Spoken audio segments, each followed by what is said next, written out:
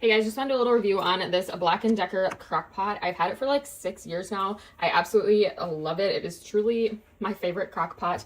Really nice lid on it.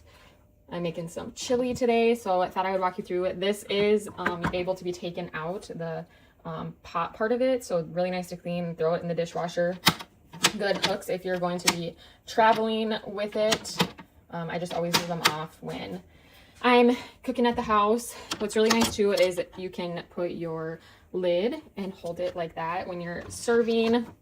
As far as this goes, you can select either warm, low, or high, and then you can obviously adjust your timer. So I can just add time or take it away. Here's your start and stop button, and it does come with a chalk, so you can actually write on here like what is in your pot, which I think is super cool. I love doing that for holidays, like when I take this somewhere, just writing on there so everybody knows and nobody has to ask. So little vent right here too. So if you guys are looking for a really good crock pot, I would highly recommend this one.